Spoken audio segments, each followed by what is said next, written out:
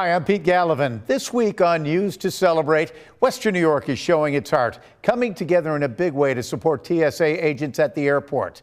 Plus, a sure sign spring's here. Mississippi Muds is back open for the season, and we are also highlighting a chance to make a difference as the community rallies to support Golisano Children's Hospital in Buffalo for Giving Day. Western New Yorkers are once again showing their generosity, this time for children and families in need.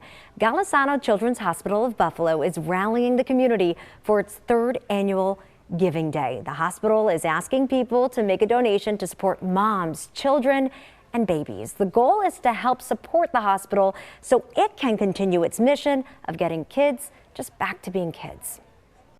Technology and equipment, of course, it's important that we get our doctors and our care teams, our nurses, the best possible technology so that we can provide the highest level of care to our community here. You know, we have a newer building, but the building's just the building, right? It's about supporting the people and the teams that are here and making sure that they have what they need to take care of our kids and families, regardless of what it is. Organizers say every contribution helps make a meaningful difference for families all across our region. More than $1 million was raised last year. The organization that helps promote and support downtown Buffalo has a new leader. The board of Buffalo Place has selected Peter Bukowski as its new executive director. He brings more than 2 decades of experience in economic development and startups, including work with 43 North and the University at Buffalo. Now today, he's outlining his plan to bring new life to downtown Buffalo. We already have tens of thousands of people that work downtown.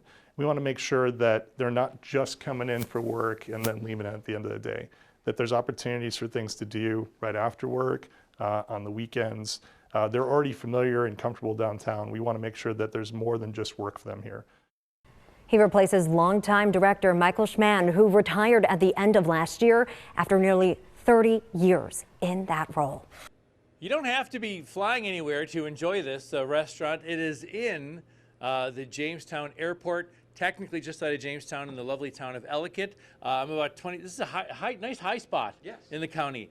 So this is the proprietor of Archie's Diner, but he's not Archie. Who's Archie? Archie's my grandfather and great-grandfather. All right. I'm Matt. Okay. Heroes. Yes, I think so. Sure. Great-grandfather in the 1920s flying in the area. My grandfather flying the hump during the World War II in DC-3s and over 100 missions. Yeah, and, flying over the Himalayas. Yep. I mean, the thing is death-defying. Yes. My God. Before coming back, flying for Pan Am. So, and so just the history of aviation with my family. This is a perfect fit, though. I mean, this is like this is your family lineage. A restaurant in an airport, it all came together. Yeah, you know, my grandfather got his pilot license here in 1940. I got mine here in 2020. Oh, okay. So, yeah, when this came along, it was just such an opportunity for me. And my girlfriend kind of threatened me too. She's like, if you don't do this, you're out of your damn mind. Right. Because it was something I've always wanted to do, was have my own restaurant. And being able to tie that into the aviation aspect in my family history. And you could sit here and watch the planes go in and out. Oh yeah, all day long. And we have one of the best views in Chautauqua County. And on nice days, all kinds of planes and activity going on. Look at your tables too. Yeah. Tables and chairs, anybody in the restaurant business knows how expensive they can be. So we had them wrapped with old World War II planes and some exciting things. And the pictures too. This is a lot of your family members are represented. Yes, my dad in the Air Force. My father, Doug Newton, was in the Air Force. Okay. He was a mechanic. Still with us, Doug? Yep, Doug is still with us. Thank you, Doug. And my grandfather and great-grandfather and all the planes and things that they used to do around here. The old Faulkner School, that bottom picture, is the Faulkner High School. Behind it was my great-grandfather's airport. Neat. We'll get a shot of that. Yeah. All right. So your regular days and hours? 7 days a week. 7 to 2 during the week. Weekends 8 to 2. Okay. And we do breakfast all day on the weekends. Awesome. Look for Archie's Diner on Facebook. Thank you. And the Jamestown Airport on your side in Chautauqua County. I'm Kevin O'Neill, Channel 2 News. There was a gift card collection for TSA agents who are currently going without pay right now as the government continues to be shut down.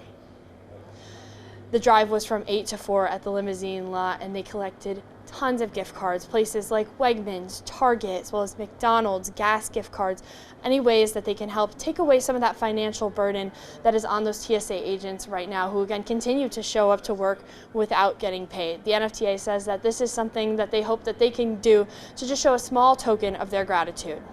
We thought the gift cards were really appropriate because it could really help them with food and the essentials. And it's easy. It's, you know, it's direct, and it can really help them get those essentials that they need.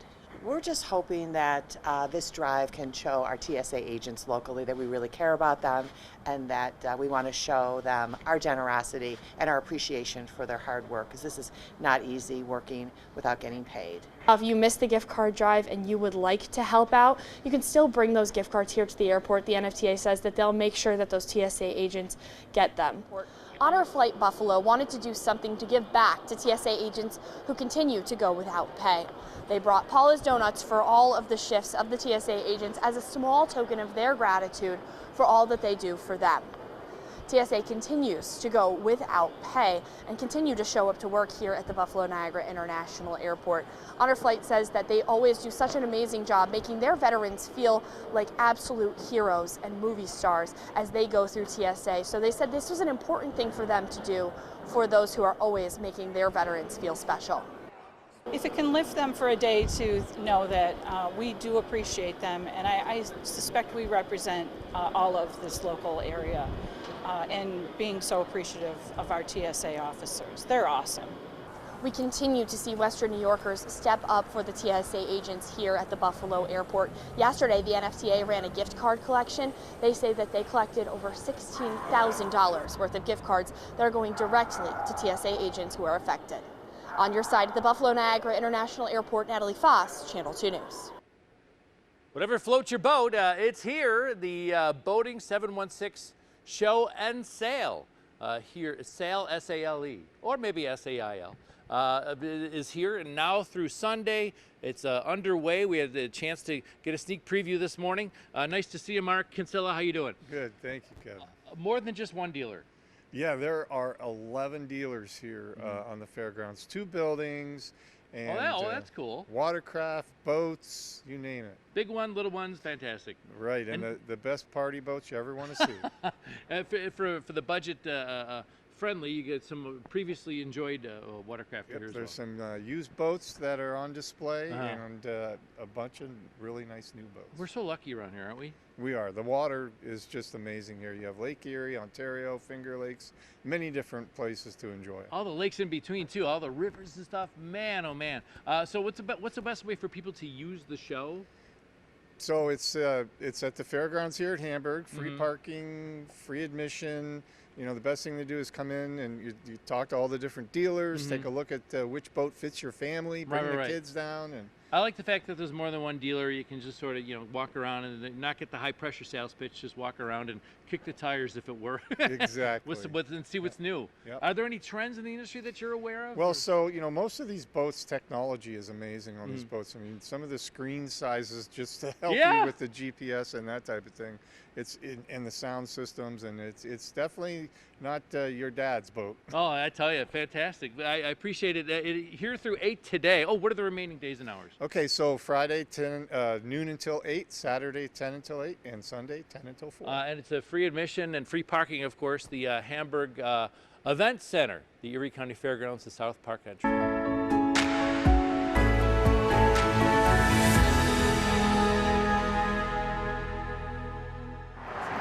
What's in a name? Well, when it comes to a town, village, or community, an identity. So oftentimes the question is, where did the name come from? Take East Aurora, for example. Why the East when there's no West Aurora? Who put the East in East Aurora? The post office did. Local author and historian Robert Goller used that question as a jumping off point for his latest book, because it's a complicated history. In the early 1800s, the area was known as the town of Willink, which in 1818 was dissolved to form the towns of Aurora, Holland, and Wales. But the Willink post office remained, because the western end of the town remained the village of Willink. So in 1850, the post office agreed we're going to make two separate post offices.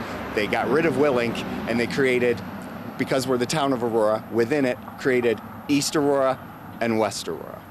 Well, the Willink residents didn't like their mail being delivered to a post office named West Aurora. So West Aurora disappeared, East Aurora stayed, and Willink became the other post office. Confused yet? Well, that's exactly why they tried to simplify things. The eastern end of the town had previously been known as the village of Aurora, but the post office pointed out another problem with that. We couldn't be Aurora because there's already a village of Aurora in central New York, and so that's how we became the village of East Aurora without a West Aurora anymore. So Willink went by the wayside. We had the town of Aurora and the eastern end, the village of East Aurora. All because the state was growing so fast at the time with western expansion.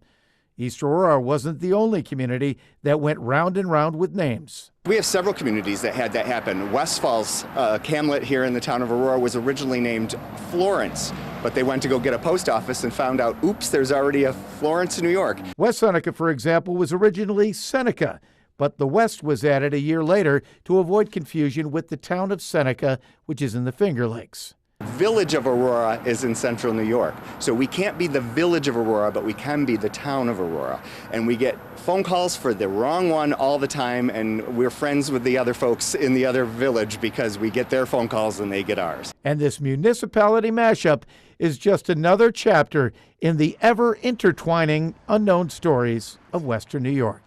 Good morning, St. Francis Red Raiders. Let's hear it. Come on. He walks across stage with energy. His message is about turning pain into purpose. The secret to success in life is not what happens to you. It's what you do with what happens to you. For more than 2 decades, Sammy Violante has been sharing his life lessons, giving thousands of inspirational speeches and never charging a penny. Maybe the setback is a setup. And for students at St. Francis, it's hitting home. I really liked his point that our passions are really what we need to follow. Before this mission, Sammy V, as he calls himself, was a highly successful investment broker until the pressure of it all and obsessive-compulsive disorder brought it all crashing down. So OCD takes my marriage, it takes my profession, major depression, on the brink of suicide. For many, that would have been the end. But for Sammy V, it became his turning point. I started to volunteer homeless, runaway kids at a place called Compass House. And that's when his outlook on life changed forever. A life is truly not important unless it positively impacts the lives of others.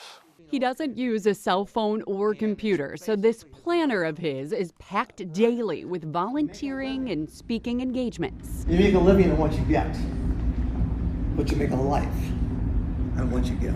And he's also led an OCD support group for 17 years, again, free of charge. We're literally changing and saving people's lives here. It makes me feel more at ease knowing that I'm not alone. From growing vegetables to feed the hungry, to requesting charitable donations as opposed to gifts for his birthday, and to selling off his sports memorabilia collection to give the proceeds away. Friends say he lives what he teaches. Sammy V is easily the most selfless, spiritual, and special human being I have ever met. I didn't want to live anymore. A life defined not by what he lost, but by what he gives. My volunteering became my purpose. My purpose has become my passion. My passion has become my calling. And Sammy V hopes the lives he touches leave inspired to find a purpose of their own. Give us a round of applause, St. Francis! With the selfless among us, Melissa Holmes, Channel 2 News. When St. Francis boys prep hockey finished the regular season south of 500, it felt like any idea of postseason success was put on a shelf. That was until Sunday, when the team won its first ever Chipotle USA National Championship and forever etched their name in Red Raider athletics lore. When I got the puck, I dragged it behind the net and just looked up at the clock as it came down to 0. Just put my head down, just kind of took everything in at once. You know, got a little emotional with my teammates, and I couldn't have asked for a better ending to the season. St. Francis dominated the title game 6-1, but the realization hit early in the last period when they were already up 3-1. We were like, we cannot let off the gas, so we popped too quick, I think the first 10 minutes into the third, and that's when I kind of took a seat on the bench after one of my shifts and was like, wow, it's actually going to happen. Like, we're actually going to do this. And that's when I started to get a little emotional on the bench too. I just looked up at the stands, my parents and everybody else supporting us back home too. Just really was amazing. The unlikely 6-0 run in the tournament was fueled by a bad taste after a state title loss, but more importantly, a tightly knit senior class. It seems like we just didn't have like one superstar there. It was a group of brothers who played really well together, and this is a really special senior class that had been playing together for years. All 11 seniors and the juniors as well put everything into it and worked as hard as they could the entire weekend. I couldn't have asked for a better effort from everyone. It was a really good time. From a rocky start to a storybook finish, St. Francis now sits at the top of high school prep hockey. On your side in Hamburg, Nate Mills, Channel 2 News.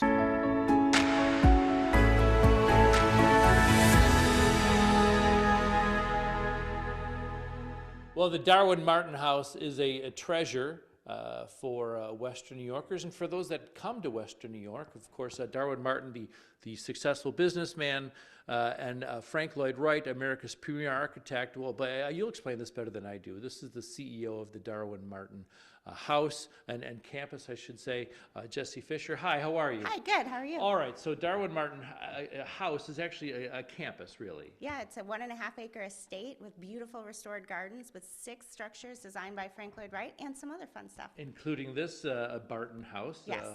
Residents of Adulta Barton. And now it contains an exhibition of items that were, well, lost and now have returned? Yes, this is a real celebration of what the community has done for the last 30 years to restore not just the architecture here, but Frank Lloyd Wright designed these total environments. So he designed every piece of furniture that we have in the house. He thought about where does the art go. All of that was done by Frank Lloyd Wright and lost over time.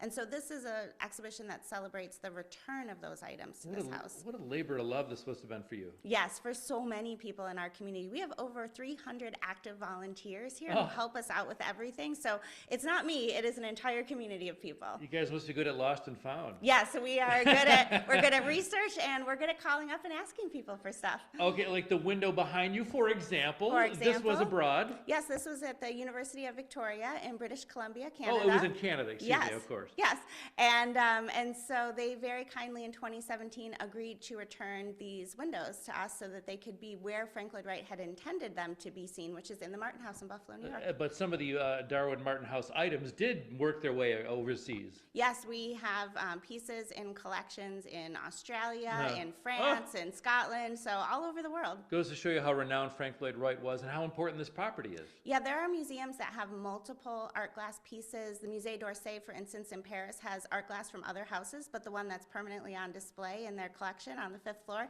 is from the Martin House. I want to address, we talked about this on the air, I want to talk about it again now for the 4 p.m.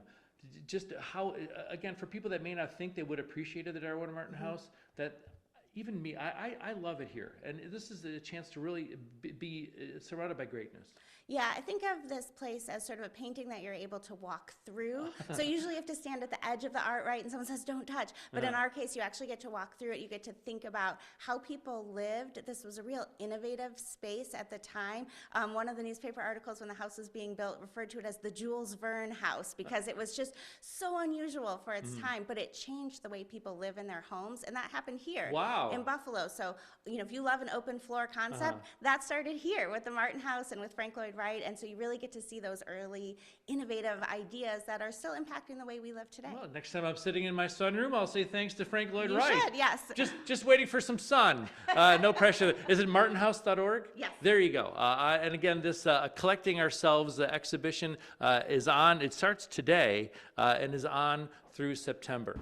On the shores of the Niagara River, Gone with the snow. and with the sun. Across from Niawanda Park sits a place with decades of traditions. It's in our calendar. We come here every opening day. After months of winter, the grills at Mississippi Muds are fired up. It's the sign of spring right around the corner. And customers are back in line. There were people waiting like 30 minutes before we opened. And so it's awesome to see that everyone's just so excited. It's Natalie Rena's 8th season of work at a place dear to her family. Fun memories coming here when I was little. My parents met here, so I have like a long connection with this place. Traditions run deep through the restaurant staff. I've had 3 generations of workers working here.